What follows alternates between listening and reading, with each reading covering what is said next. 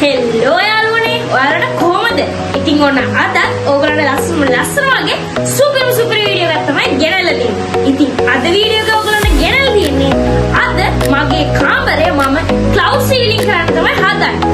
ඉතින් යාළුවනේ මේ ක්ලවුඩ් සීලින් කතාව මගේ ඇත්තම කිව්වොත් හිතටම වැදිලා තිබ්බේ. මම හැම තැනකින්ම හොයලා බැලුවා. ඉතින් එතකොට මම Google එකේ හොයලා බැලුවා මට හම්බුණා මෙන්න මෙහෙම දෙයක්. ඉතින් අන්න එතකොට මම අදිෂ්ඨාන කරගත්තේ අනිවාර්යයෙන්ම මගේ කාමරය මෙන්න මේ වගේ ලස්සන කාමරයක් කරගන්නවා. ඉතින් මගේ කාමරය දැක්කහම මට පේන්නේ නිකන් ලයිට් එකක් තියෙන සුදු පසුබිමක් තියෙන කාමරයක් කියලා විතරයි. නමුත් ඒ වීඩියෝස් වලින් ෆොටෝස් වලින් මම දැකපු දේවල් කවදාවත් මගේ හිතෙන් අයින් වුණේ නැහැ. මම මේක කොහොම හරි කරගන්නවා කියලා එක විතරයි මගේ හිතේ තිබුණේ. යාළුවනේ කොච්චර අධිෂ්ඨානයක් තිබ්බත් මම දන්නේ නැහැ මොනවද මගේ කාමරේ මේ ක්ලවුඩ් සීලින් කරගන්න අවශ්‍ය දේවල් මොනවද කියලා. ඉතින් මම හොයලා දැනගත්තා මට ඕන වෙන පැඩින් සහ RGB ලයිට් පටියක්. ඉතින් මම කොහොම හරි දවස් ගාණක් මහන්සි වෙලා මෙන්න මේ ටික අමාරුවෙන් ළඟා කරගත්තා.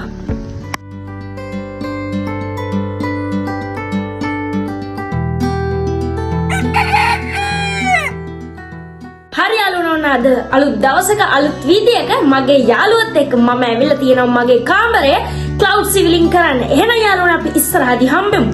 මොකද කිව්වොත් ඉස්සරහට වෙන්න තමයි හොඳම දේවල් ටික තියෙන්නේ. එහෙනම් let's go. ඉතින් යාළුවනේ අපි මේ පැඩින් අලවන්න භාවිතා කරේ glue gun. ඉතින් ඔන්න අපේ මුල්ම පැඩින් එකේ glue gun ගේවා. ඊට පස්සේ ඒක ඇලෙව්වා. ඉතින් යාළුවනේ ඔන්න දැනට අපි ග්‍රෑම් 1500ක් විතරම කාමරය ඇලෙවුවා. ඒ කියන්නේ යාළුවනේ දැනට කාමරෙන් 4න් එකක් විතර තමයි ඇලවිලා තියෙන්නේ. ඉතින් ඉස්සරහදී හම්බෙන්න. ඉතින් යාළුවනේ මේ ග්‍රෑම් 1500ක් අපි ගෙන ආපු පැඩින් බෑග් එක. හරි යාළුවනේ ඔන්න අද තමයි 3 වෙනි දවසේ අපි කට්ටිය ආයෙමත් වැඩ කරන්න ගත්තා. මොකද කිව්වොත් යාළුවනේ දෙවෙනි දවසේදී අපිට ඉවර කරගන්න බැරි වුණේ අපේ පැඩින් ඉවර වුණා. ඒක නිසා අද 3 වෙනි දවසේ අපේ පැඩින් ඉවර වුණ නිසා යාළුවනේ අපි ග්‍රෑම් 500 බෑග් 4ක් ගෙනාවා. ඉතින් අපි මේ ටිකත් ඉස්සරහදී අලවමු.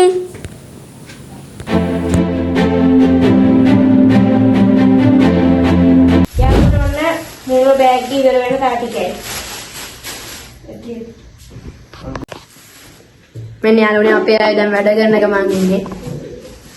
යයි. මට කියන්න බැරි වුණා යාළුවනේ අපි මේ පැඩින් අලවන්න කලින් RGB පටිය වහලේ අලවගත්තා. ඒකට අපි භාවිතා කරේ glue gun වගේ ද්‍රව්‍යයක්. අපි කට්ටිය ඉතින් ඔන්න අද වැඩේ අදින් අනිවාර්යයෙන්ම ඉවර කරනවා කියලා මොටිවේෂන් එක හිතේ තියාගෙන අපි කට්ටිය ඔන්න නියමෙටම සුපිරියටම ගැම්මටම වැඩේට බැස්සා.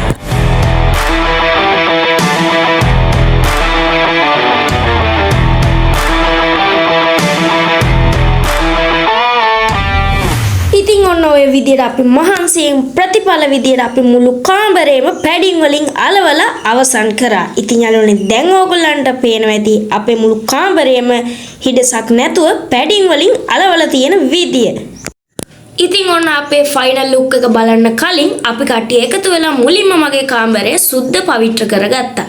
එතකොට යාළුවනේ පිරිසිදුයි පිළිවෙලයි අලංකාරයිනේ.